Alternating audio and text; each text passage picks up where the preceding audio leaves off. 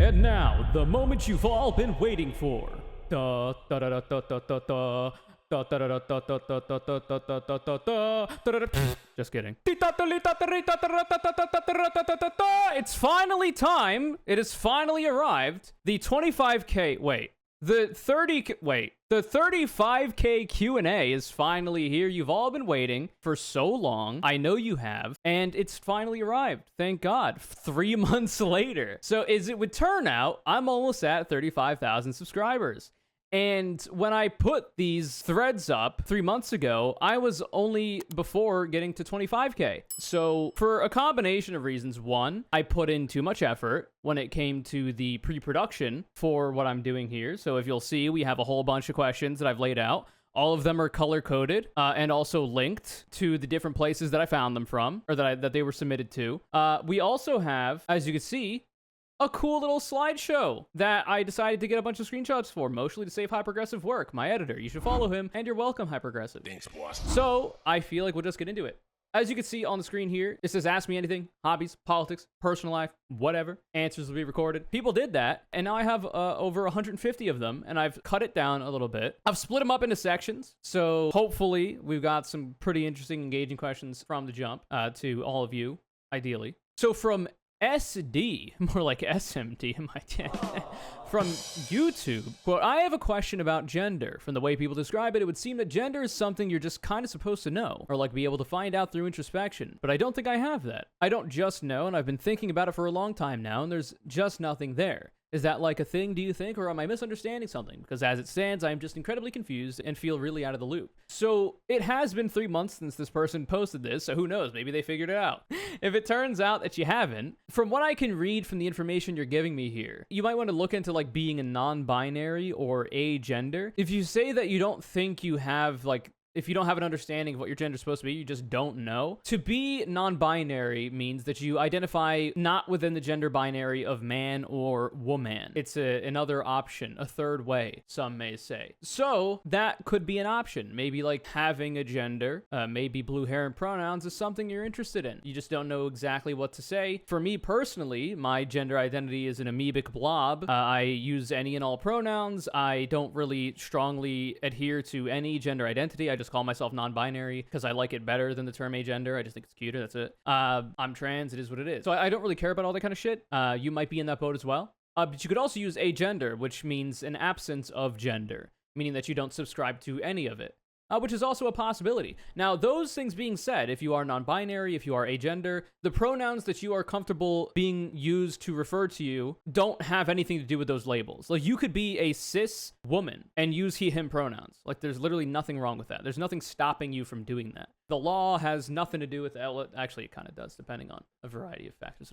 But anyway, maybe look into those labels. I don't know how much I can really give you other than that, because this is a question you're asking me in a YouTube comment section. So there's only so much context I know. When you say from the way people describe it, it would seem that gender is something you're just kind of supposed to know. I don't think that's actually true. I think for a lot of people, they feel that way. And the reason they feel that way is because they're cis. Usually. Or they're trans, but they've been aware that they were trans or had feelings that they were trans and became aware of them fairly early on in their lives. But I think usually it's a thing that's kind of pushed onto people, right? The society that we've decided to construct for some reason, and by we I mean the powers that be, kind of forces people, if you are born with these chromosomes, if you have this genitalia, well then you're this gender, either man or woman. And for a lot of people that does seem to match up. Those people are what you would describe as cis, people who identify with the gender they were assigned at birth, as it pertains to their biological sex. But that's not everybody. So for other people, they're not just like kind of supposed to know it, they don't actually. And it takes a lot of thought and understanding of oneself to kind of come to a realization about how you identify and anything else related to your identity. It requires a little bit of soul searching, a little bit of effort.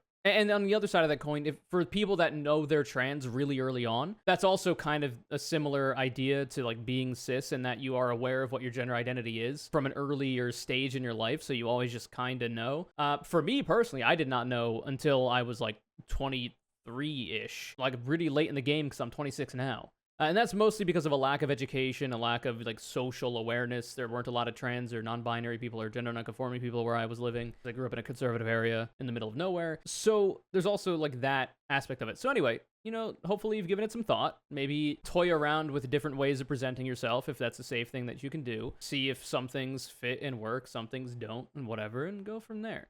And hopefully you will be able to figure it out. The second question we have here is from Memento on YouTube. A lot of these early questions are going to be about gender and whatnot. The reason for this being is because I put out all these questions after the Jaden Animations video and the subsequent video that I put out responding to the comments I got on that video that got lucky in the algorithm and went viral or whatever. I put this out around that time, so there's going to be a lot of questions about that kind of shit because that's what that video was about. But not all of them are, so stick around. Question regarding gender. I'm a cis guy and I felt generally uncomfortable enough with male gender roles that I might want to identify as non-binary. However, I feel like that won't really solve anything. Not really interested in hormones or changing much of how I present. I'm queer and already present less heteronormatively, and I don't really have any discomfort with my body or anything, more the societal expectations. This leads me to the conclusion that coming out as non-binary is largely pointless. Well, I don't think that's ever going to be the case. If you have an identity and you want to express it, that's the point. There's no other point than that. So it's not pointless. To most people, I'd still be perceived as a guy, and me requesting they them pronouns wouldn't really change that. It feels like what I'm looking for is a gender-abolished state.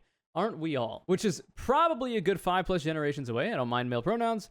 Feel like using they them as a token gesture unless I change how I present. Do you have any thoughts on the matter or advice on what to do? So you don't have to look any kind of way to use they them pronouns. You also don't have to identify in any kind of way to use they them pronouns. Actually, you already do use they them pronouns whether you like it or not, because there are going to be times in your life where people will refer to you with they them pronouns when they don't know what pronouns you identify as. Even transphobes do this, for instance. It'd be like somebody lost their chapstick. Somebody lost their chapstick. Whose chapstick is it? Well, then somebody saw them drop it over in this direction, and they're like, oh, they dropped it, right? Like, it's already used for people. Everybody uses they them pronouns, just not exclusively, right?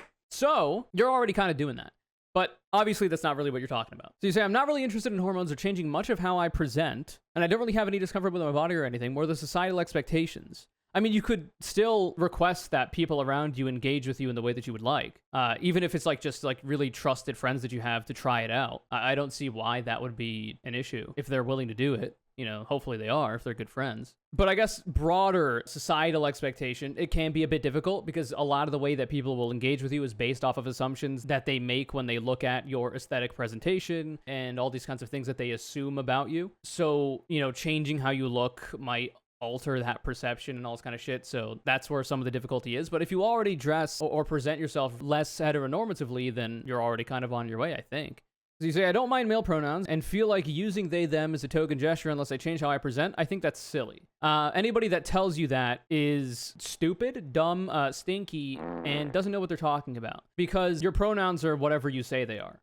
Literally. That is literally it. They are socially constructed, right? The dictionary was not, created at the time that life was on the earth and was just sitting around amongst the dinosaurs. And then eventually Homo sapiens came along and then they could read it. And then that's why we have all the words. That's not the case. We invented the words that we use. We invented the language that we use. Because of the fact that it is constructed by humans, it could be literally whatever we want. So if you want to use they, them pronouns, those are your pronouns. Pretty simple. When it comes to other people using them for you, well, that's a different story because you then have to, tell them that. And if they're receptive to it, hell yeah. And if they're not, well, then that's unfortunate. And hopefully they can come around to it at some point. But the idea that you need to look a certain way to use a certain set of pronouns is ridiculous. And anybody telling you that is trying to stick you into the gender binary and trying to make you conform more to societal expectation, which in my view is an anti-libertarian argument and pretty cringe. So you probably shouldn't take those kinds of ideas seriously and just use the pronouns you want. If you don't think that using they, them pronouns will help that much, maybe give it a shot. Maybe it will, maybe it won't. Other than that, I'm not exactly sure outside of what I've already said about what you could really do. It seems like you're in a bit of a position that I think requires a lot of experience, a lot of experimentation, and a lot of context that I don't have. So hopefully you're able to make it happen. I don't know what else I can really say, unfortunately. As will be the case with a lot of these more personal questions that people are asking me about. Like, I don't know you, I don't know your life, but I can try my best. Next up, we got gay, I wonder, on YouTube. Just gotta say, I found your channel today. I absolutely love your content. I would like to ask your thoughts on people that are LGBTQ+, but don't really feel like they belong in that community. I myself am a cisgender guy, demisexual, heterosexual. The reason why I'm not so open about it and don't really see myself as part of the LGBTQ+ community is because I know a lot of people in that community that face a lot of persecution. And unless I tell someone that I'm demi, they would never be able to know. Because of that, I feel that if I said I was part of the LGBTQ+ community, I would somehow be taking advantage of it. And that has struggles that I had never had to face. Sorry if my words sound ignorant, kind of new to the terminology, just trying to get some answers. This idea that you need to be oppressed in some capacity to have like a right to identify in any way when it comes to your gender or sexuality is ridiculous and also kind of self-defeating. The idea that you have to be persecuted in order to be able to identify as a certain way essentially means that in order to be a certain gender identity or sexuality, you have to be harmed in some way. Like if you frame it through that lens, that's kind of ridiculous. This is part of the problem that I've seen when people describe, for instance, trans experience through the lens of suffering, like, oh, gender dysphoria, that's what trans people experience, and the treatment of gender dysphoria is, HRT and social transition, and that's how you treat the illness of gender dysphoria. The kind of medicalization of the trans experience in that way, focusing on that kind of persecution, the oppression, the suffering, is incredibly self-defeating. And I have to wonder if there are some people that engage with that are kind of interested in prolonging the oppression that trans people face, because it doesn't really make a lot of sense. I've talked about this in a previous video. The thumbnail says, "Am I trans?" for Twitter likes or whatever. There'll be a link to it, where I've talked about how the ultimate goal of transition and being a trans person is not the alleviation of gender dysphoria, but rather achieving gender euphoria. So gender euphoria being defined as identifying as the gender you identify as, presenting in that way, and then being perceived by society as the gender you identify as. So for instance, if you are a trans man, and then you go into society and you're perceived as a man, people use he, him pronouns or whatever, people engage with you like you are a man because you are, that would be gender euphoria. Cis people experience this as well. Whenever there are men out there, let's say, cis men, that, are told like, oh my God, you're so strong. Thank you for helping me move like these heavy boxes or whatever. Because their gender identity, being a cis man, is centered around, oh, well, I'm supposed to be strong and help out other people and blah, blah, blah, blah, blah. That's like affirming to that person. That's a kind of a form of gender euphoria, right? They are being perceived as the gender identity that they identify as, and they are being perceived in the way that they want,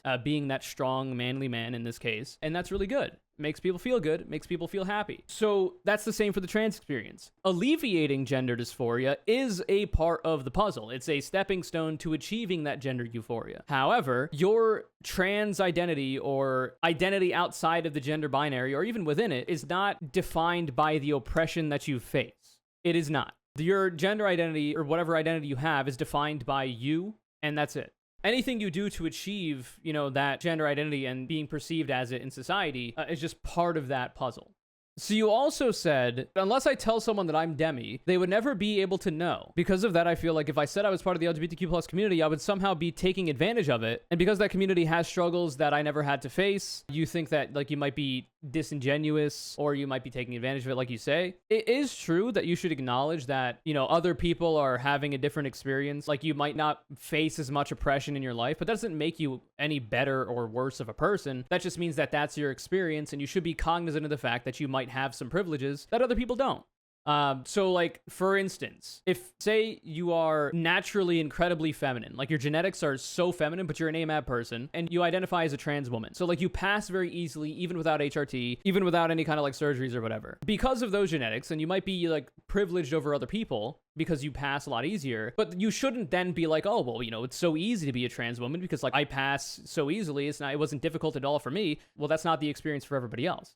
There are a lot of other people that require for them to be the person they want to be and perceived as the person they want to be requires a lot of effort that this hypothetical person doesn't have to go through. So you do have to acknowledge that when you talk about these issues. So for you, being a part of the LGBTQ+ community because you're demisexual, but you happen to be cis and heterosexual, yeah, you're technically part of the LGBTQ+ community. But whenever you talk about it, you should definitely just keep it in mind, right? Like your experience as the person you are might be easier, quote unquote, than another person's, but like doesn't make you any more or less valid than they are. Unironically, you just kind of want to check your privileges, really, whenever you engage with these topics, if you understand that you are privileged in some way. Intersectional leftism is the way forward. The idea that there are intersections to oppression. So for instance, if you are a cis, I don't know if you are, but if you are a cis heterosexual but demisexual person, but you happen to be, let's say, Latino, well then you might be, facing oppression on the basis of the fact that you are Latino, an ethnic minority, but you're not facing oppression on the basis of your sexuality or gender identity. So like a Latino person who is a trans woman, who is a lesbian, might be facing some more oppression, but and there are going to be, when we try to solve problems as it pertains to oppression, understanding that is important, but overall, as long as you're not talking over other people who have a different experience, I don't see the issue. It's a difficult question to answer because there's a lot I want to say about it, and I'm doing all of this on the fly. So hopefully you get something out of that. Anyway, next question. From Delanius on YouTube, how much of a role do you think aesthetic plays in someone's attraction, romantic or sexual? Like if someone was attracted to a person who identifies as a woman but has a masculine aesthetic, do you see aesthetic as completely separate from gender identity or expression? I think it has an incredible amount to play. I think that a lot of people are actually more attracted to aesthetics over the gender identity, the chromosomes, the biological sex of the people they're attracted to, generally speaking. And you can see this with the gender non-conforming people and the so-called heterosexual men that see a femboy and they're like, oh my god, whoa, wow, that's a nice, pretty looking woman. And it turns out that that person actually identifies as a man. They just, pass as a woman or whatever. They are sufficiently feminine to the point that that heterosexual man is attracted to them. Then they find out, how they identify the genitalia the person has. And then from there, you just make a determination. Are you a person who is attracted to, interacting with a penis? Say you're trying to date this person and, eventually have sex with them or whatever. If yes, well then poggers. And if no, well then it is what it is. You just end up staying friends with that person or, you go your separate ways. And as an addendum to that, and you didn't ask, but I will answer it. Generally speaking, for me, I don't think that having a preference for a certain set of genitalia is inherently problematic, meaning not problematic by default, but rather that preference can manifest in a variety of problematic ways. And you see this all the time with the abuse and even murders of trans women, because these trans women pass as cis women, I guess, and then a transphobic man ends up, being attracted to them. When they find out that that woman is a trans woman, then all manner of negative consequence in the form of abuse or even murder can happen to that trans woman. That's a kind of genital preference that is incredibly problematic and should be done away with in our society. However, if you are that, heterosexual man with the preference for people with vaginas, and you happen to find, a femboy that you thought was a woman, turns out they have a penis, or a trans woman who has a penis, if you find out that that's the case and you're not interested in interacting with a person with a penis, well then you just be like, yo,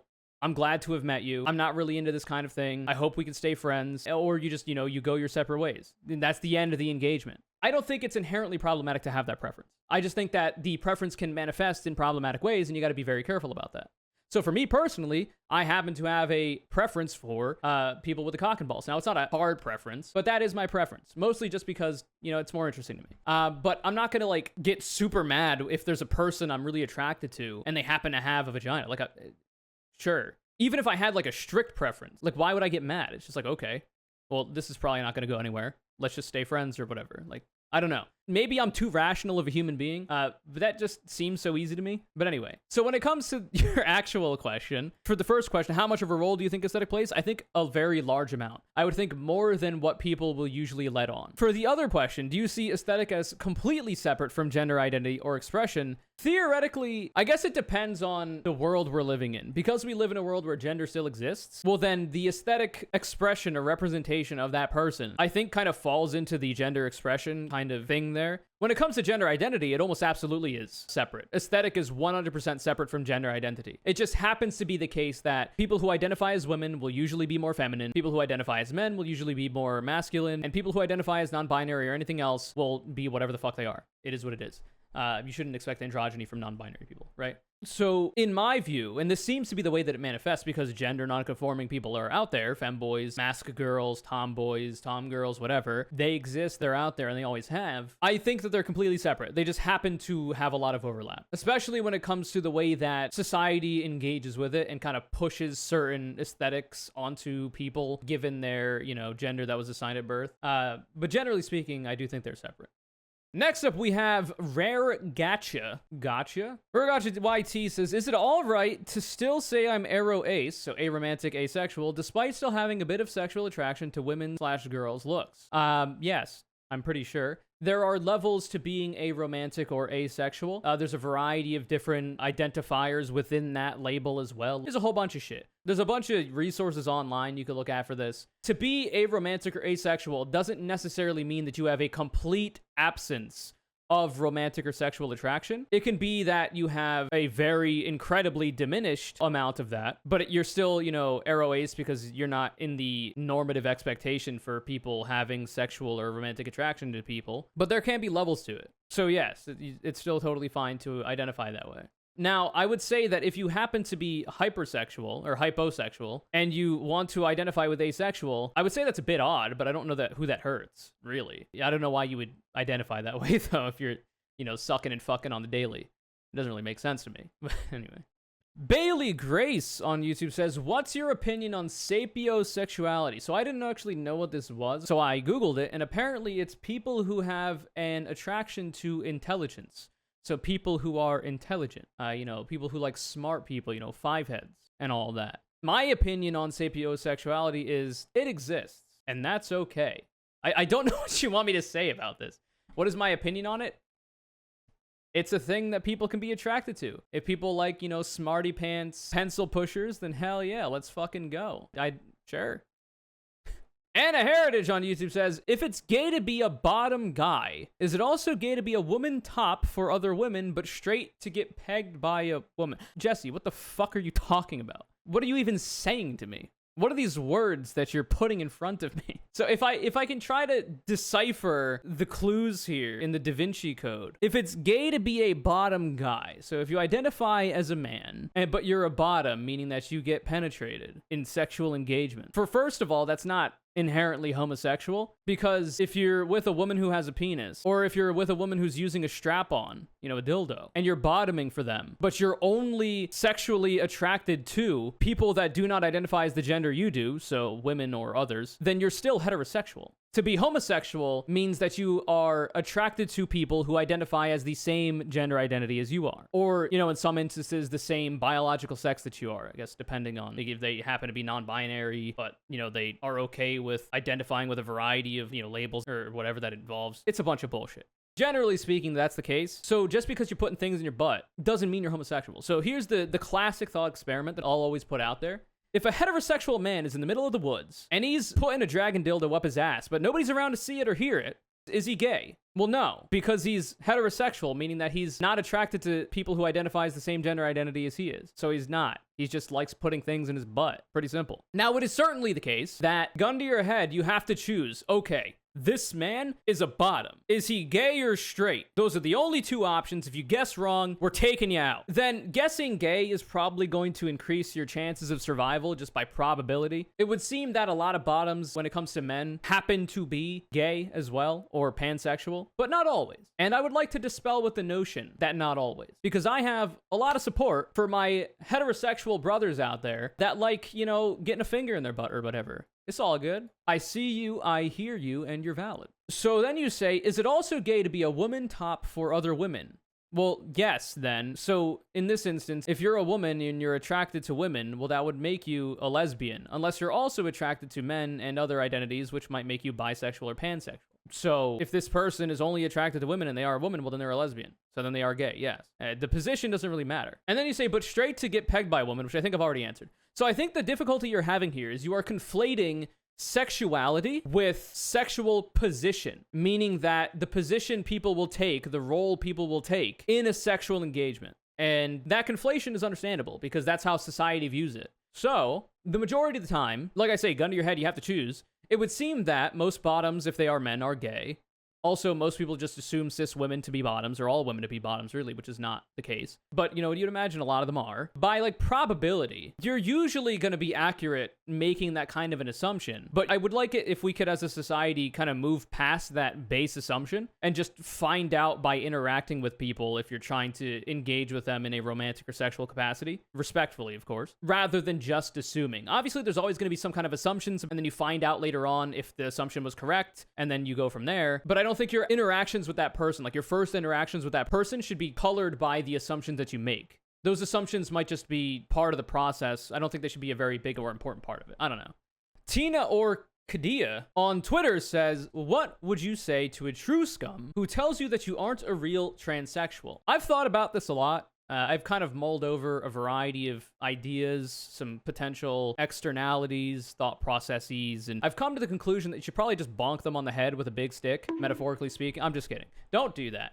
For those of you who don't know, a true scum, or also known as a trans medicalist, they might be different, but there's probably a lot of overlap, are essentially people that will say that if you don't experience gender dysphoria, you aren't actually trans, generally speaking. There's a lot more that goes into that, but that's like one of the base parts of that. And I don't know what you're supposed to say to that person because I don't know the context in which this conversation has come up. Is this like your best friend that you've known for years and then all of a sudden, like, you come out to them as a trans person, but they happen to be a true scum, so then they tell you you're not a real trans? Well, that might be different. Like, if you value that person as a friend that you've had for years, you might want to try to understand their point of view and then try to have them understand your point of view and then hopefully move them toward a better position, in my view, because I think true scum and trans medicalist shit is not helpful at all. Move them toward a not true scummy position, and then, you know, you continue to be friends. If this is just a random person on the internet, well, you could engage with them if you want and have that debate, though I don't know how much you have to gain from that. Or you could just, you know, ignore them or block them and move on. Like, it really depends on the context. So it's only so much I could say. The metaphorical big stick would be the block button in this case. Kapelski on Twitter asks, someone is the gender they identify as, hot take I know, but why do people then say that, quote, I was always secretly a girl/boy, or something like I always knew, I'm assuming. If trans people back in the day identified as something else, then were they really always trans? You know, so this person is cis and they're asking in good faith. The answer to that is that they were, in their own identity, how they understood themselves, you know, they always knew that they were trans. But if they weren't out and about it, maybe that's the distinction you're trying to make here, like an out trans person, because like you're not going to know a person is trans unless they tell you, right? They could, like, for years be doing the soul searching, trying to understand what their gender identity is, eventually coming to the conclusion that they are trans. And then eventually, you know, it takes them a period of years to actually come out to other people. So for that entire time, they're probably, you know, perceived as a cisgender person. And then eventually they come out, and then, you know, now everybody, you know, knows that they're trans or whatever. But that would entail that they had always known. It's usually the case that a lot of people, for the purposes of their own safety, will not come out until they're in a position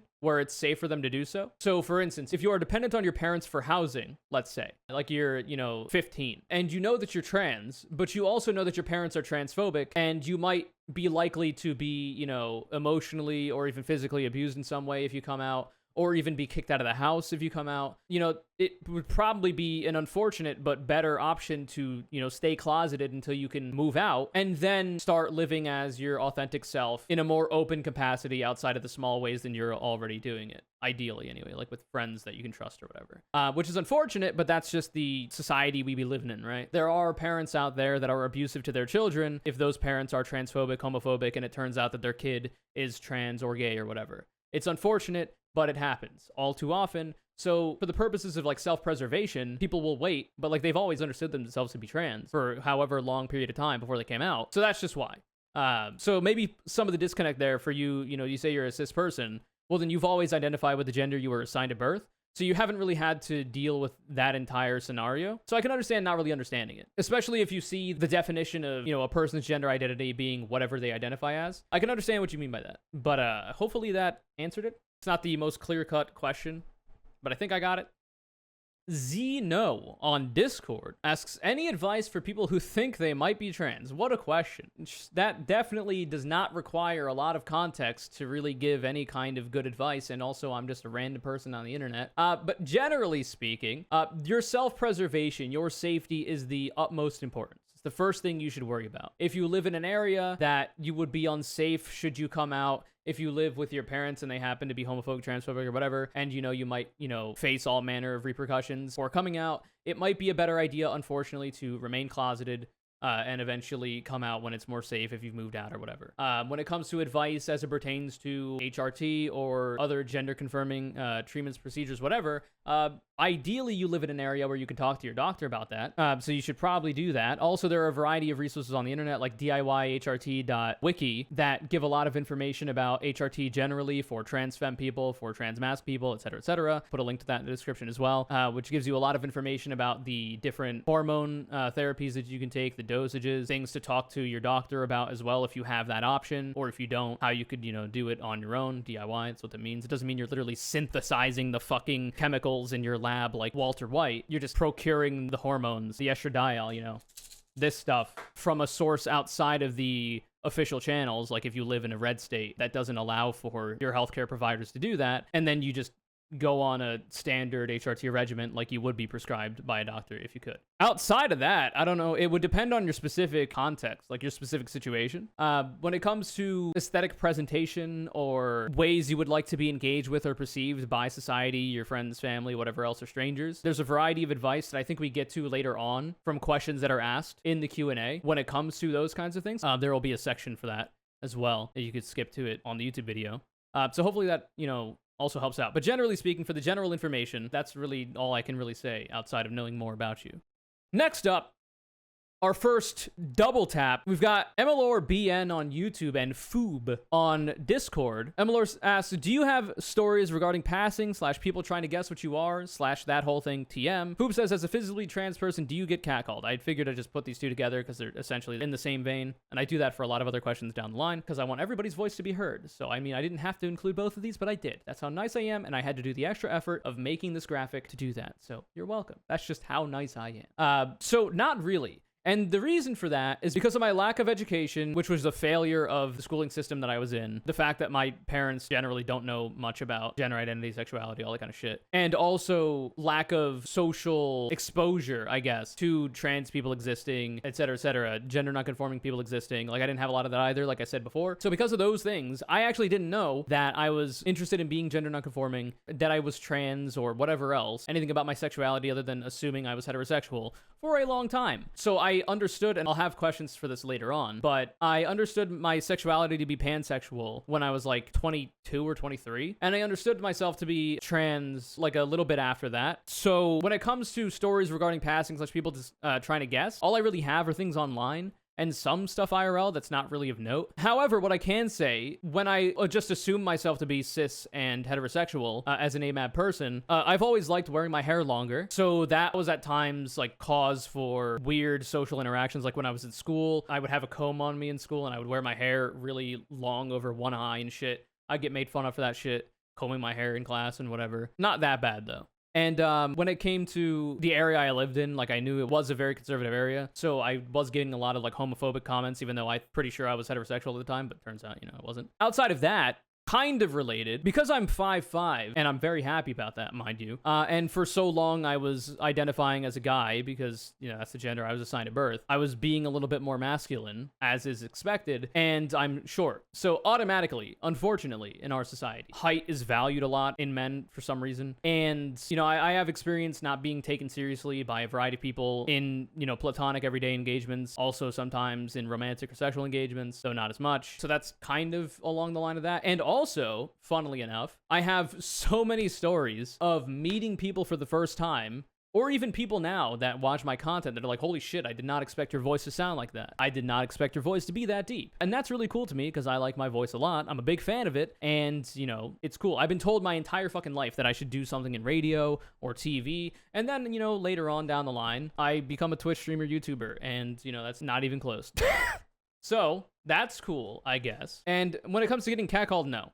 Because when I'm out and about, I usually don't dress up because I don't go out to do things because I'm antisocial. And I am terminally online and I like to be at home and I like to be on my computer or hanging out in my house. So whenever I'm going out and about, I'm in fucking boy mode, blending into broader society because I'm just doing chores or something or errands and I'm not trying to, dress up and look good. And because I'm non-binary, because I use any and all pronouns and all this kind of shit, I literally can't be misgendered.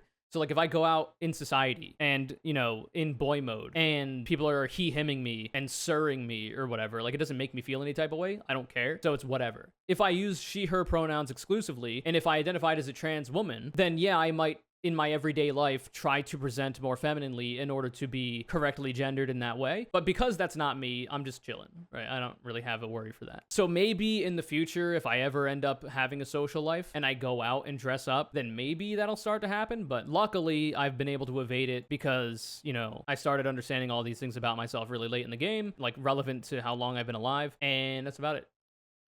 Next up, we got Lucy E on YouTube. They say, I've only very recently come to the discovery that I am uncomfortable with my gender identity, and it feels pretty late for me. Well, we've kind of already talked about that when it comes to me. Puberty has already taken its toll, and I was just kind of wondering, did you ever experience heavy discomfort prior to your coming to the realization that you were in fact non-binary? Since the feeling of being a trans is super new to me, hearing someone else's experience might help ease my unease with this discovery.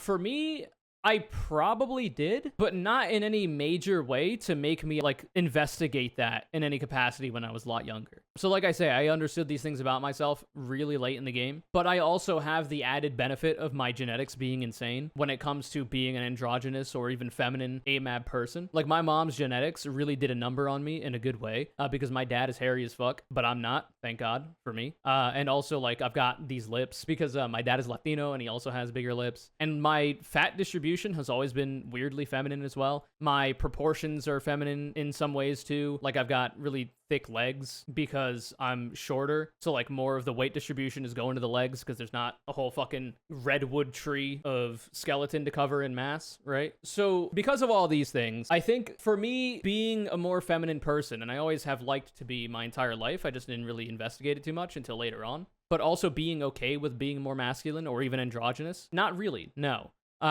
Nowadays, a little bit, actually. Nowadays, I kind of get both sides of the coin. Now, though, that I understand my identity better, I kind of get it on both sides of the coin. It's weird. Like, this is a very new phenomenon for me. I will see people that are feminine, let's say, like very feminine, and looking in ways that I would like to aspire to look like. And I'm like, holy shit, that's super cool. Let's go. And that makes sense to me because I am a trans femme person. However, and this hasn't always been the case until recently for some reason, I'll also see masculine like men and be like, wow, it's really cool that that person looks like that and they're happy about that. And maybe that would be cool if I look like that. This is the struggle of being androgynous, broadly speaking.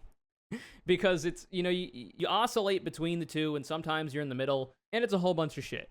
I think the part of what I like the most from seeing like very masculine men that are happy about that and comfortable with it is like the feeling of gender euphoria that I'm assuming they experience because they seem very happy, very confident about it. Anyway, I'm sorry I can't be very helpful because I don't have the same experiences you've had. But maybe you could get something from some of my insane rambling. Next up we have... So this is a bunch of questions about me being non-binary. This is the non-binary memes section. There's 4 of them here, are essentially all the same question. We got on YouTube, Camham Show, TTV Beef Child, and Narharu Kiyatsu, and then also on Twitter, Exarch M. When did you find out you're non-binary? When did you realize you were non-binary trans? I identify as non-binary and just more toward tomboy. How old are you, and when did you realize you were non-binary? Okay, so when did you find out you're non-binary? For all of these, around, in my early 20s, around 22, 23-ish. 26 now. 27 in November. Jesus Christ. I am old as dirt. That's not true.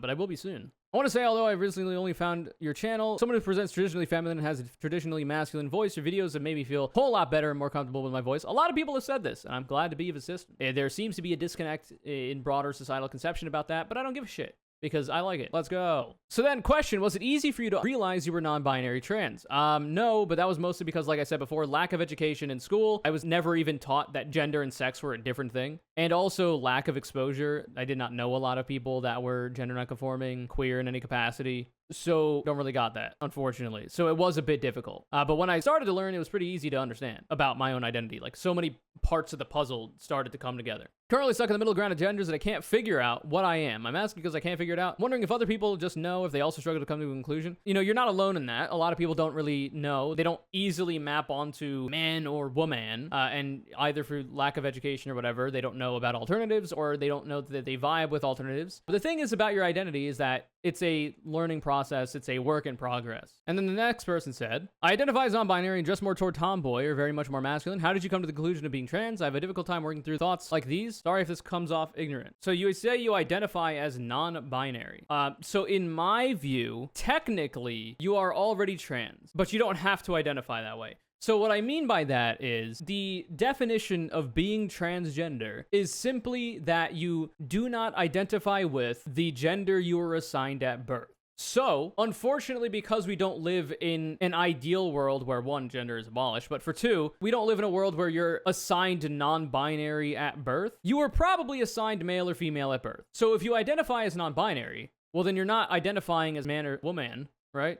So you're trans. However, you do not have to identify as trans if you don't want to as a non-binary person, and like people shouldn't be forced to identify that way either. Because for a lot of people, there are other things that go into being trans that they attach to that identity past that very simple definition. So if you are content with just identifying as non-binary and you don't really feel to identify with the term trans, you don't have to.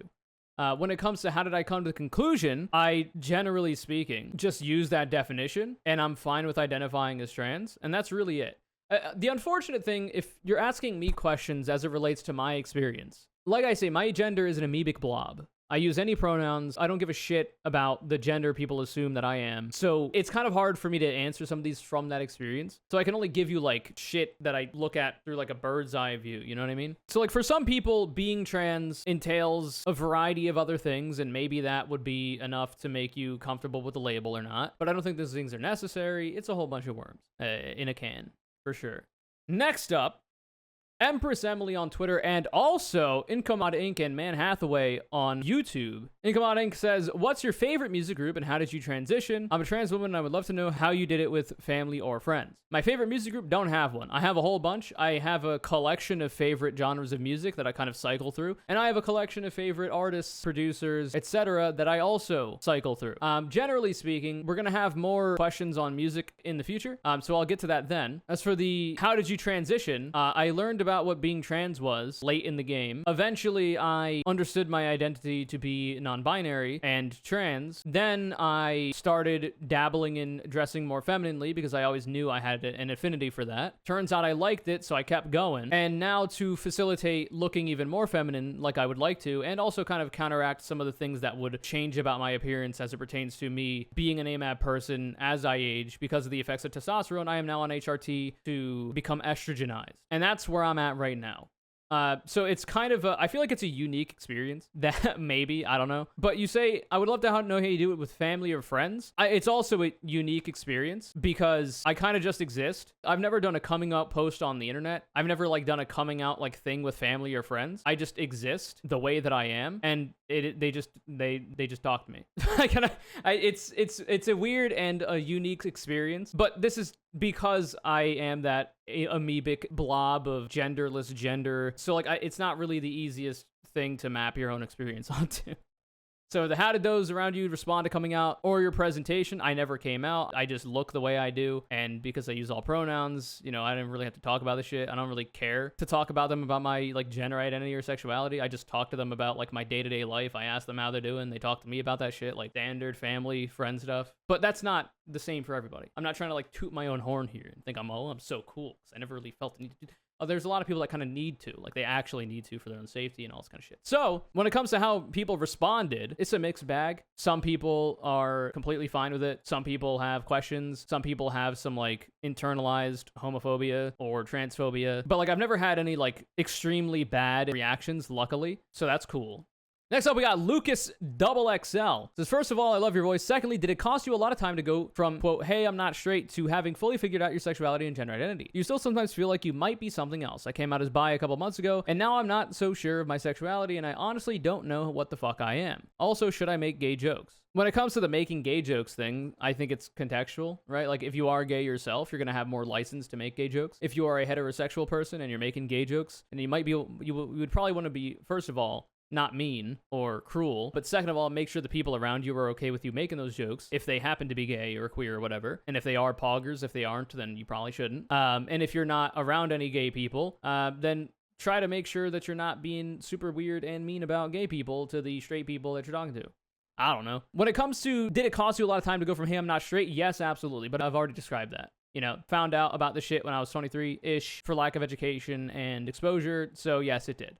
It costed me, what? When do you first gain sentience as a human being? Whenever that is, to 23. It's a fair amount of time. What can you do? Life goes on. Crash All asks, as a trans guy, do you think you would have preferred to have realized being trans earlier in your life? I remember you mentioning you only realized it later in life, so yeah. I just realized I was trans last year and currently 16. I live in a very transphobic household, and sometimes I wish I learned about my identity when I was older so that I wouldn't have to worry about it at an age I feel helpless. Congrats on hitting 25K, by the way. Well, joke's on you. I've now almost hit 35K Q&A, so don't you look silly. But people will often ask me, if you could go back in time and, like, magically make yourself the gender you identify as. So let's say, like, so obviously because I'm non-binary, agender, let's say I identified as a woman and I was a trans woman. Would I, like, wave a magic wand, go back in time and be born as a cis woman? The answer to that is no. And the reason for that is because I like being trans. I like a lot of the aspects of my body that are the product of me being assigned male at birth, right? You know, I'm okay with my genitalia. I like my voice, and all this kind of shit. But, like, there's a variety of other things that maybe knowing earlier could have been cool. But I think the main thing is, I don't know if this would ever be the case. I think I might have preferred being socialized as a girl growing up. I think I might have preferred that because if I look back in time, there's a whole bunch of different, like, markers and, you know, flags that I could find about me being, you know, going to come to the conclusion later on in my life that I'm, you know, more interested in presenting femininely in aesthetics, blah, blah, blah, blah, blah. I feel like it might have been cool to have been socialized as a girl, but, like, I'll never know. And luckily for me, I'm content with never knowing that because here I am now, being the person I am now, vibing. So, to the point of, I wonder if it might have been better to learn about your identity later in life because you currently feel helpless about it, I honestly don't know because I just don't have the experience to map onto that.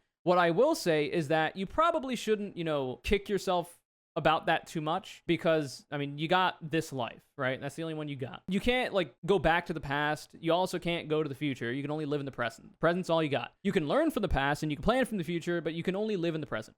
So you have to make the most of the situation that you are in spite of the difficulties that you face. It's possible that your life might be better or worse if you found out earlier or later, but you're in the position you're in right now. I don't know what thinking about these kinds of things too much outside of, like, a fun thought experiment would really do for you. Like, I don't know how that would help you in any way. In fact, I could see it only, like, hurting you. So I don't know that it's necessarily something that you should, you know, worry about. You should probably worry more about the fact that you live in a very transphobic household and try to get to a safer position as soon as you can, which is already a lot to worry about because your safety is paramount. It is the most important. So, like, because that's such an important and complex thing, I feel like dedicating more time to that would probably be useful rather than these hypothetical thought experiments. But I can understand the question.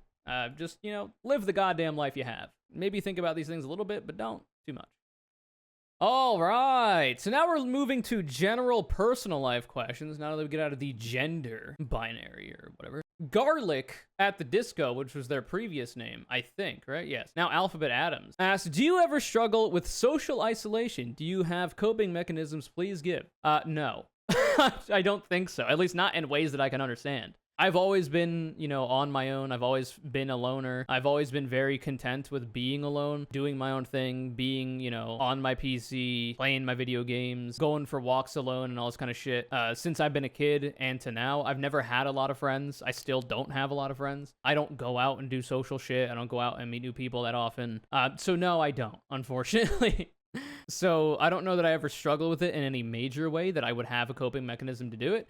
But maybe it's the case that the things that I occupy my time with, like my content and the work I do with it, like the games I play for fun and the other things I do for fun, the chores and exercise I do, that all that kind of shit, maybe those also act as coping mechanisms to help deal with the social isolation. So I don't know. The hobbies I'm interested in, who knows? Maybe they're passively also working to that end. I don't know.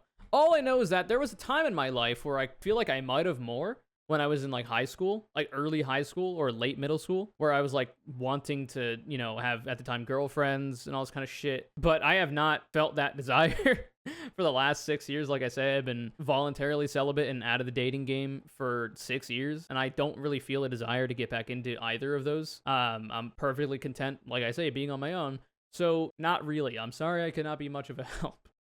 Next up, we've got Newt Doot from Discord. Yeah, it's one of the biggest pluses or minuses you've experienced being on the West Coast after living on the East Coast. So to answer this question, it's unfortunate.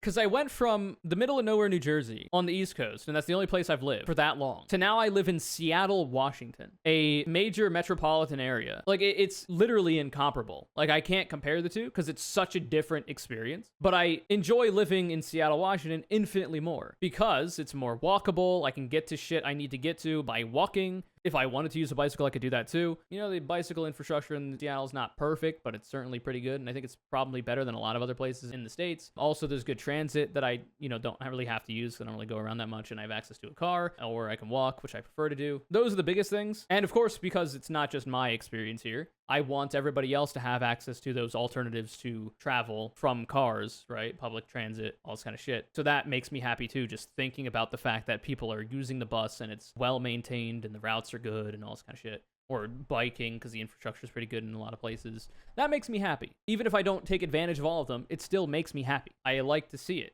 It's actually funny. The first time I saw a protected bicycle lane, and even every time afterward. So for those of you who don't know, a protected bicycle lane is you have a road, right? Or street where cars are supposed to be on. Then you have a divider. So like a patch of grass with the curbs or just a curb, or even parked cars with a barrier. And then there's the bicycle lane, which protects the bicycle lane and the people using it on their bicycles from the traffic on the road, which makes it safer for them. I can't really explain it, but I get like an insane amount of like happiness and joy from simply seeing that infrastructure. It's probably my weird brain, but I think that's cool as shit. So those would probably be the biggest. Also, one of the biggest pluses is that I live with friends, and I like my friends, so that's cool. Whereas when I was on the East Coast, living in the middle of nowhere, I lived on my own for like 4 years, and then I was also living with my mom. Living around family is the thing that I'm gonna miss, because I've always had a pretty close-knit family. We get together a lot and all this kind of shit, and then I moved across the country from them. Literally. So that's something I'll always miss. And obviously COVID threw a wrench into the plans of ever going to visit because I just don't feel safe to do so. I don't want to give my family members COVID. I don't want to bring it home with me. Not as much of an issue nowadays, luckily, but But anyway, so like that's the biggest thing I'd probably miss. But outside of that, I don't miss shit from New Jersey. Like if I didn't have family in Jersey, I would not give a fuck. Rest in piss, you will not be missed. Fuck that shit state. Though that being said, I've never lived in any of the major cities. So maybe it's better or worse there. I don't fucking know. All I know is that where I live was some dog shit. Anyway. Addison Miracle on Discord asks, what's your daily routine like and what's your favorite aesthetic? Two very different questions. Maybe I can put them together. My daily routine, if you would like to know, CIA agent asking me this question, is I get up, nowadays anyway, I sit at my desk and stimulate my tiny brain on my PC. This is a new tactic to make sure I don't walk back to my bed and fall asleep after turning my alarm off, fall asleep again and oversleep, because I was doing that for a while. I would literally get up out of bed, turn my alarm off, walk back to bed, and then fall back asleep, and then oversleep. Luckily, I'm on a streak of not falling back asleep after waking up, getting 7-8 hours of sleep. I just go to bed too late now, so I gotta fix that. But anyway, so I get up, I stimulate my tiny brain on my PC for like 30 minutes to an hour to wake up, because it takes my body an hour to fucking wake up for some reason. I can fall asleep incredibly easily. Then I go brush my teeth, fuck your mom, then I make my bed. So part of that is because I am allergic to the cats I live with, more one than the other, because one has fur and the other doesn't. And I have to cover my bed with a sheet so that the allergens don't get on what I actually sleep on. Then I do the dishes. The reason why I do the dishes after I've made my bed is because I've made my bed. I have regimented my routine in this way because of my ADHD making it difficult for me to do these things without the routine, which I've talked about on stream before in different videos on YouTube as well, I think. So then I do the dishes for myself and the people I live with because I'm just really good at doing the dishes. I enjoy doing them. I'm happy to do them for the people I live with because I think that's a nice way I could help out. And it makes me feel good to help the people I live with because I'm a human being. And generally speaking, humans like to help others.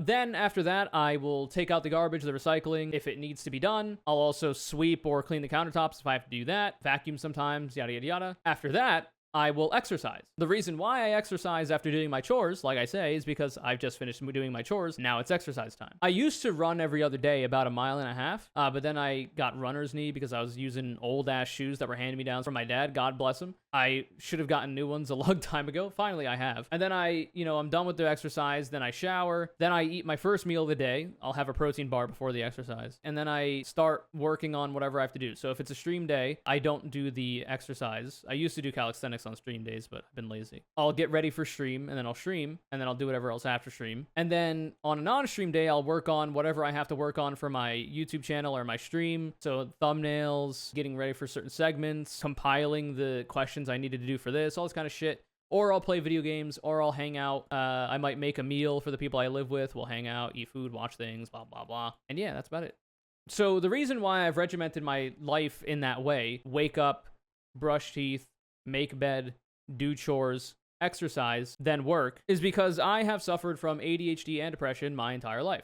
And the daily routine is in my view, positive coping mechanism to address that. So a big problem that I have is that if I have to take time to think, do I want to do X? Should I do X? The amount of time I spend doing that, I might overthink the shit to the point where I don't even have time to do it anymore. Or I have difficulty making that decision, and then I get late to being able to do everything else I want to do. So in order to address that, my theory is if it's the thinking part of that equation that seems to cause me a lot of strife, well then for the things that I can put into this routine, if I can remove the thinking part of it, well then I'm not going to be affected by that as much. And that's what I've done. That's why the routine helps me.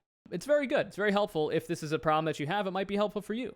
Now, obviously, not everybody has the ability to do that. I am privileged in the fact that I work like a J-O-megalob on the internet doing YouTube, Twitch shit, and I can make my own schedule. Back when I was working a day job for the greater part of a decade, it was a little bit harder to do that kind of routine thing, but I did still try to do it. So because I worked food service, I was on my feet all the time. When I would get home, if I felt up to do it, I would do dishes or other chores, and then I would exercise, and then, do the rest of my leisure shit before having to go back to my slave wage job. The next day, if I didn't feel up to it, I would save it for before I went to bed. So that one's a little bit harder because you have to kind of understand that it's going to be about time to go to bed. And then you have to kind of plan out the amount of time you need to do chores and exercise before bed. But if I understand that I need to be going to bed around, let's say 12 a.m. because I have to be up at 8 a.m. to be able to get to work at 9 to give me 8 hours of sleep, well, then I'll have to understand that and plan, ahead of time. Okay, well, it's going to take me 3 hours to do chores and exercise, so I should probably do that 3 hours before 12 a.m. And that's one way I was able to make it happen. It wasn't as easy because sometimes, my fucking body ached after work, lifting heavy-ass chicken boxes and shit. But, you do what you can. And when it comes to favorite aesthetic, I like pastels. I like alt/goth shit, as you could probably understand by the way I dress. So probably that, maybe. Pastel goth is pretty cool. I don't really wear it, but I think it's neat.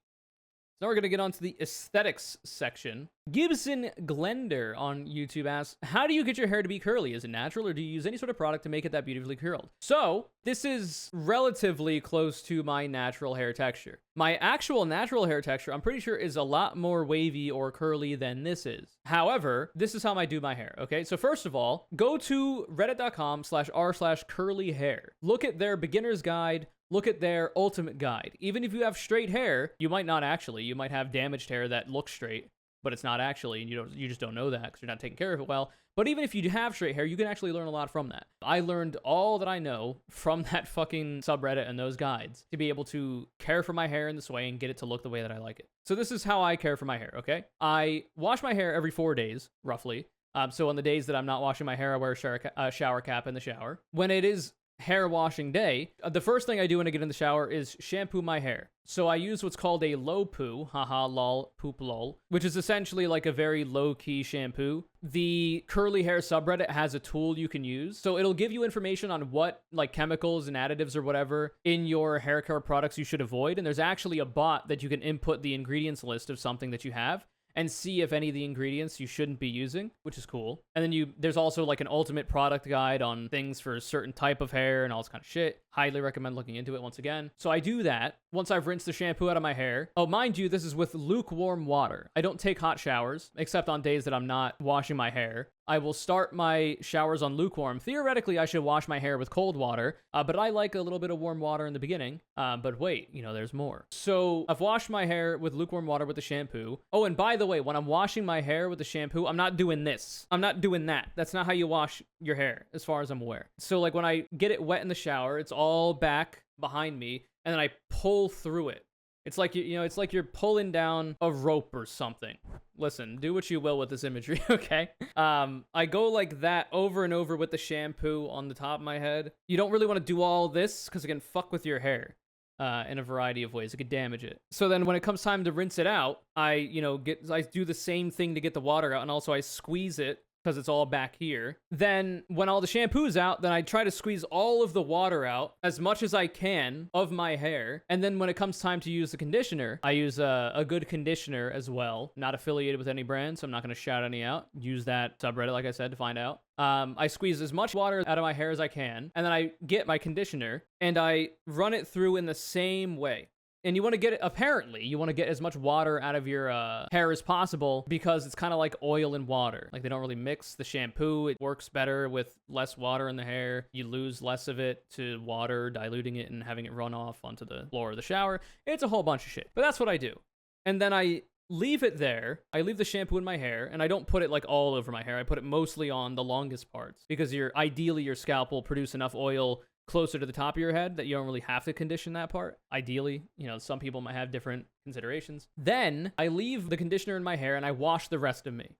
I wash the rest of my body. Then eventually, once I'm done doing all that, I switch the water to cold, and then I rinse the conditioner out, do the same old thing, squeeze it all out, make sure it's all out of there, and then I dry it with a microfiber towel. You want to use a microfiber towel or a t-shirt even, because the standard towel that you use to dry your body is too damaging for the hair. It can fuck it up. So you want to use a softer microfiber towel or even a t-shirt, people have said works well to squeeze as much of the water out as you need. And when you dry your hair, like I said, you don't want to do this. You don't want to do that. Stop doing this. This is not what you're supposed to do. You want to squeeze it out. Squeeze it out into the towel.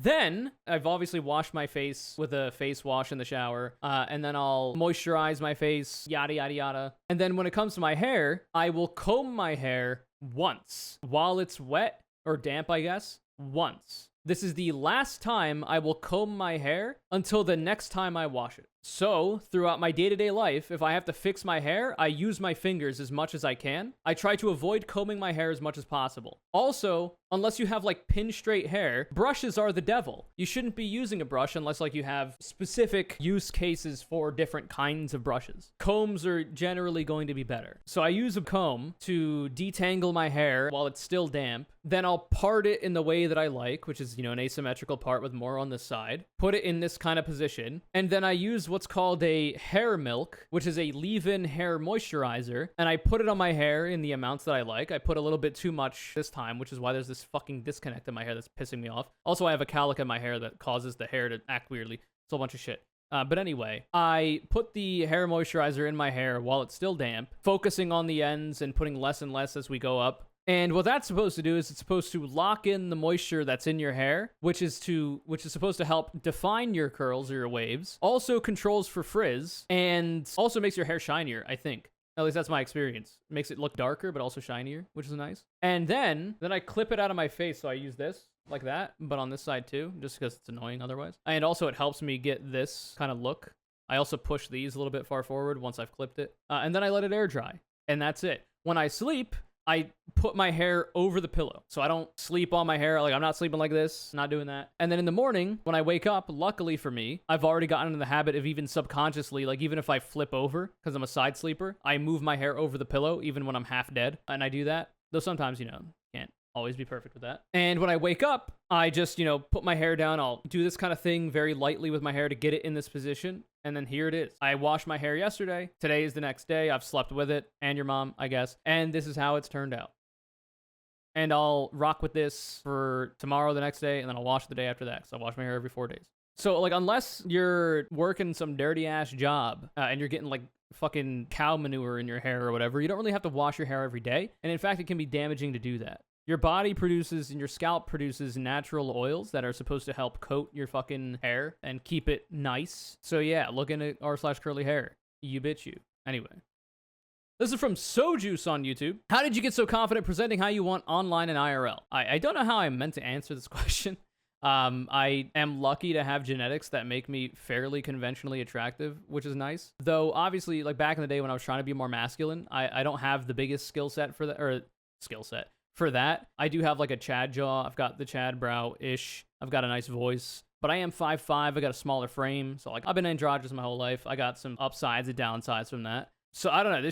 This just comes from life experience, I feel like, for me. Like I've always been a fairly like laid back, chill kind of person. I've never been like overtly confident, charismatic, extroverted out there. I've always just been kind of chill, background character type beat. So I kind of just exist. I don't really, I'm sorry. I don't know how else I could really help with that. It's not really been much of an evolution outside of my aesthetic preferences changing. But, you know, hopefully you can get the help for that outside of that. My apologies.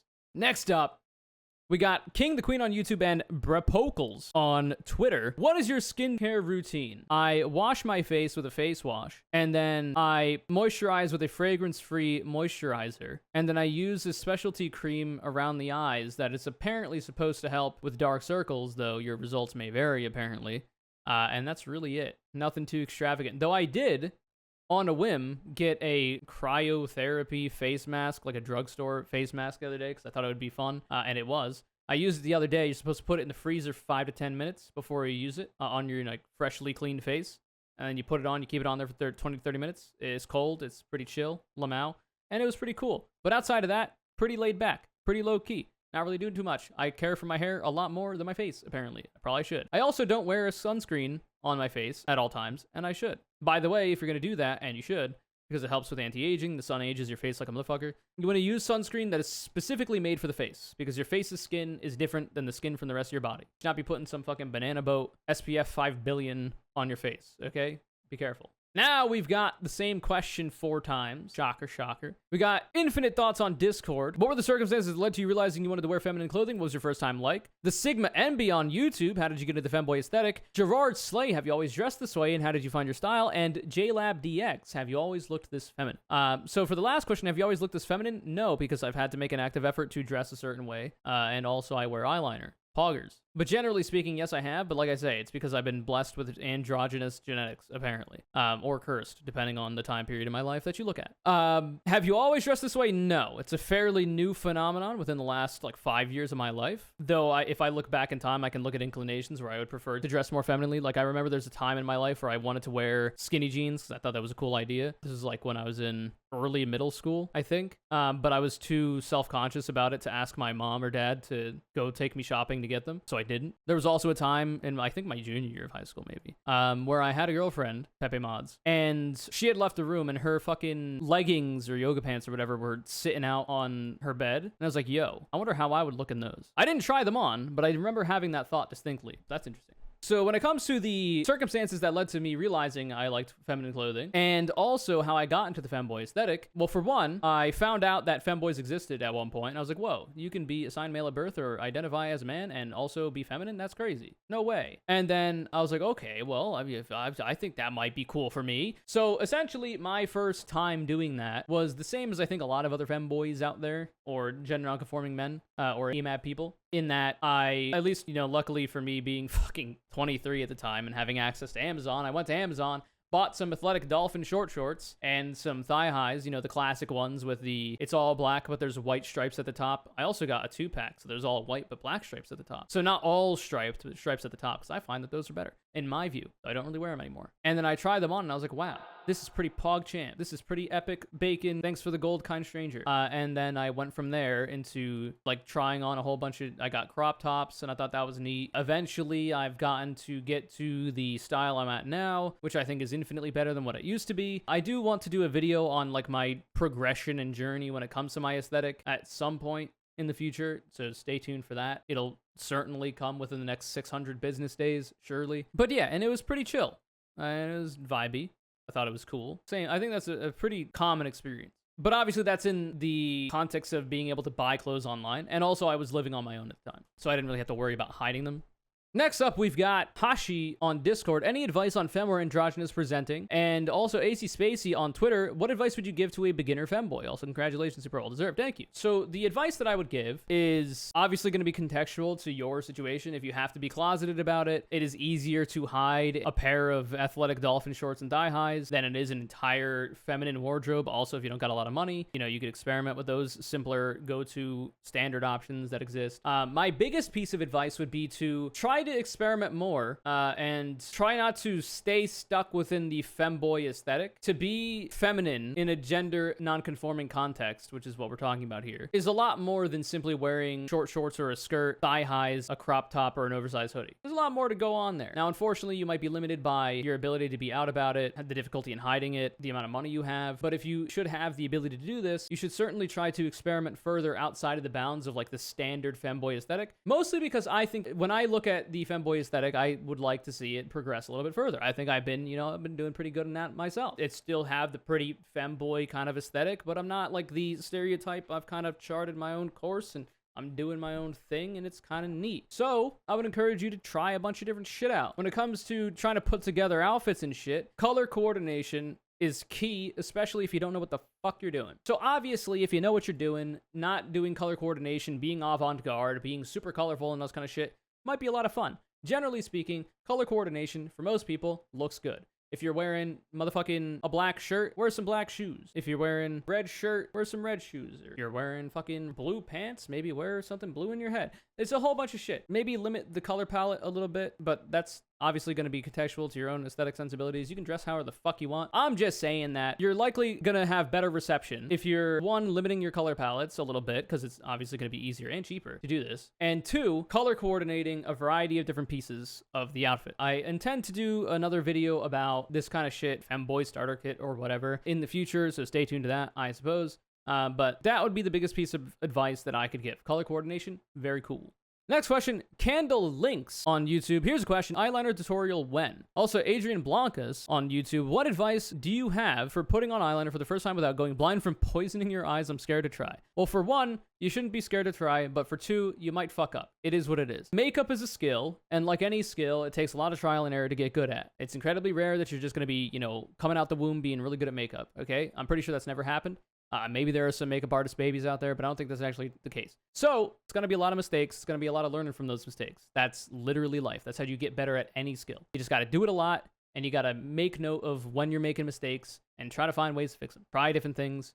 Figure it out. When it comes to eyeliner tutorial when, I don't really feel a lot of reason to do that because they literally already exist. But what I will say is that the biggest tips that I can give for eyeliner is you should understand the shape of your face and your eyes. So you should understand your brow shape, you should understand your eye shape, you should understand if you have deep set eyes, if you have hooded eyelids. All of these things will go into you figuring out how to do your eyeliner.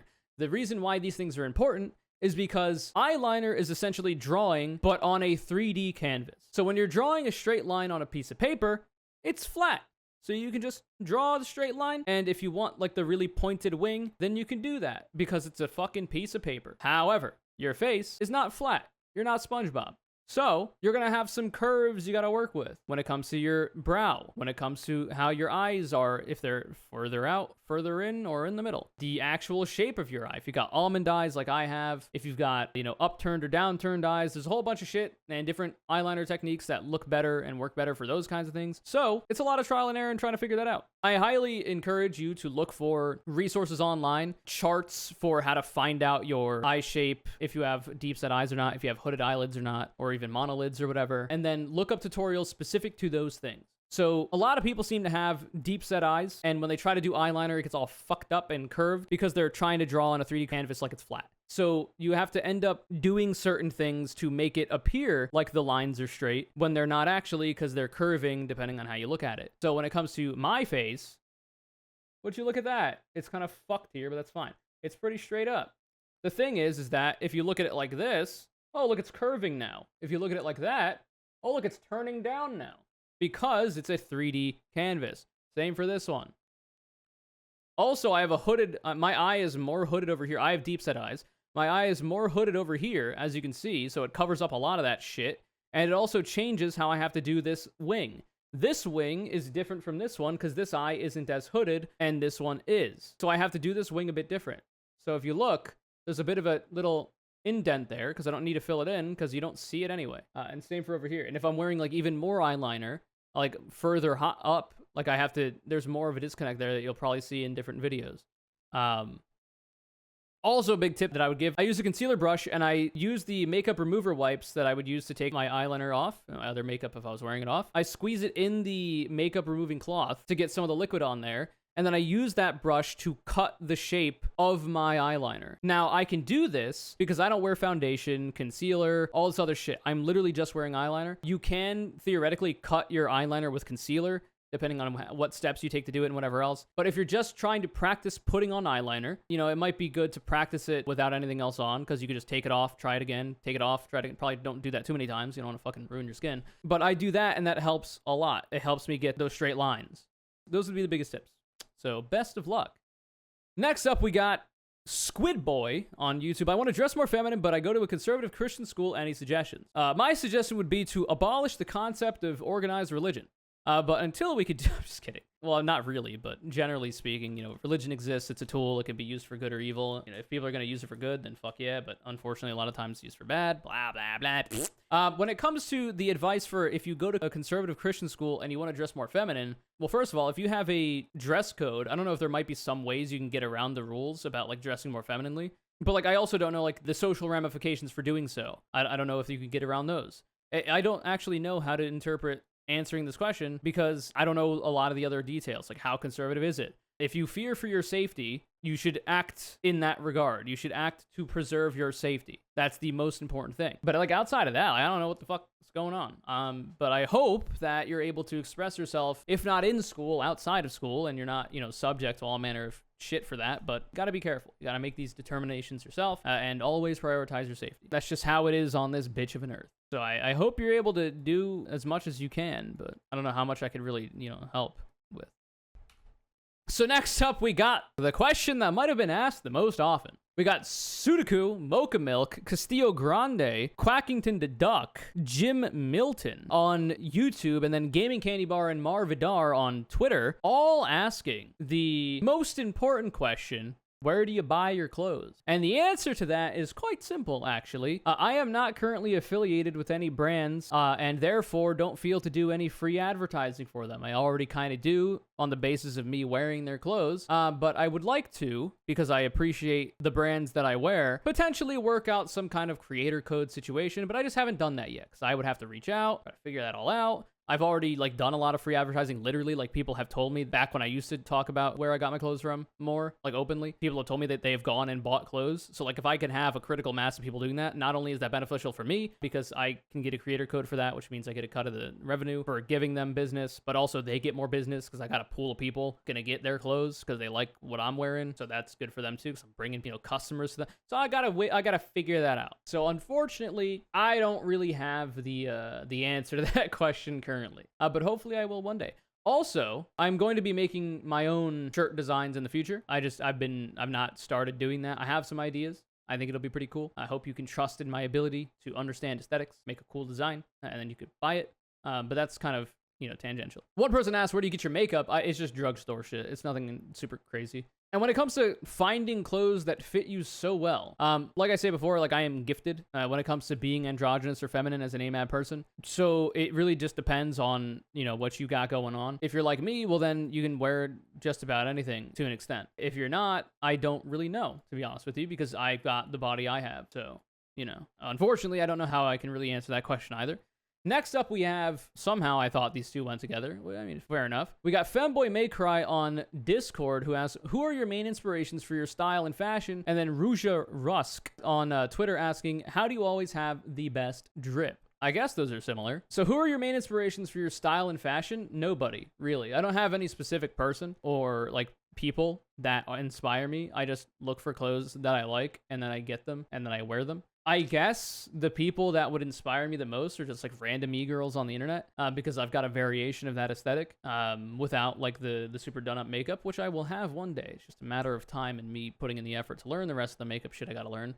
But that's really it. I don't have any super, you know, big inspirations I can really draw off the top of my head. Next, we've got Lyra Domina on Twitter. First, your drip is always perfection, so I'm wondering if you had to wear one article of clothing for the rest of your life, what would it be? So does this question mean I can only wear that article of clothing? Because if that's the case, like if I can only wear that and nothing else, you'd imagine a pair of like sweatpants would probably be the biggest play, because like I'm gonna have titties out, like my chest is gonna be exposed because I can't wear a shirt then, but I'd rather have my genitalia covered, you know, that's probably preferable. The sweatpants being that they'd be very comfy, and relatively all weather except for, you know, in the heat. Overalls, that's actually a very smart answer. I've never worn overalls, and I don't particularly think they look good, for me, personally. Though I've seen other people wear them and it look good. But that is a 5-head answer. So probably literally what I'm wearing right now. Some fucking jogger-ass sweatpants with some pockets. You got utility. It's relatively all-weather, though in the summer you might suffer a bit. When it comes to, if you had to wear one article of clothing for the rest of your life, would it be? Meaning, like, I have to wear this every single other day, but I can wear other clothes with it? That's actually more of a difficult question, and probably closer to the actual question you were asking. I don't actually know. I don't think I can answer that. Can I say a ring? Because then I could wear literally anything else. Like, if I have to wear this, a ring I think would be the easiest option because it just goes on your finger and then you're chilling. Though maybe if I'm working with heavy machinery and I can't wear the ring and then I die if I take the ring off, well, then that's not good. But at that point, there's not much else you could do. Like an ankle bracelet maybe would be the safest. I don't really know. And the last question for today, and then we're going to have to wrap this up for this part, and then we'll do a second part of the Q&A next time, because I did not expect, well, I kind of did expect it to take this long, but not as long as it's going to.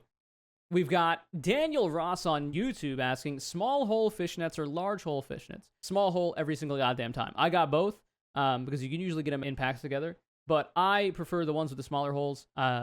That's a clip. Sex joke. So for instance, I recently posted this on my Twitter.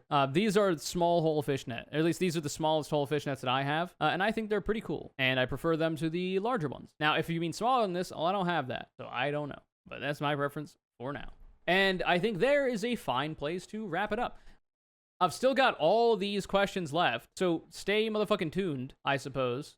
But for now, I gotta stop it here or else I'm gonna be here for another 2 hours probably. So get excited for that. When we release this video, which is gonna be free if you're watching now in 4 days, I think I would like to put a different video that's not a Q&A video after that one to give it like a bit of a buffer and then do the Q&A again later. So that's probably what we're gonna do. So you might have to wait a little bit. Just to give you some insight onto what we have yet to answer, at least broad topics. We've got questions about friends that I have, or friends in general. We got questions about my education in my life. We got questions about me and dating. We've got content creation questions. We've got questions about politics, which apparently I talk about sometimes, and I've kind of cultivated a community that are interested in it for some reason. Kind of weird. I don't know why. We've also got general media interests, like favorite song, food-related questions, favorite YouTuber, questions about gaming and hobbies, got questions about TV shows, movies, anime, and then a bunch of miscellaneous questions that we have yet to answer. So, hopefully, we will be able to do all those next stream. Or not next stream, but rather next video. So if you enjoyed this video and your question was answered, feel free to comment down below a response to my response. And yeah, that's about it. If your question is not answered in this video or the next one, it is what it is. I had to make cuts here and there, or else I would have even more questions than I already do. And if I have to split this video into one 2-hour video and then another 2-hour video, then I'm probably, you know, well within my rights to cut some of them out. So it's nothing personal, okay? It's just business, all right? It's just my time. Okay? And you know, it's precious, all right? Because it's all I got, okay? I hope you have a good time. This video is kind of called as Lady Rosie Red. Thanks so much for the support. Hope you continue to find my videos entertaining and engaging. If you would like to be the next Connor, CALLOUT, all you can do is follow me on Twitter, @ConnorCC. Retweet my video links with your blah, sorry. Remember to subscribe to the channel, put all notifications on, and hit the bell. Leave a like if you'd like. Comment something cool about how the Q&A didn't have to be this long, and if you're excited for part 2. And have a great day.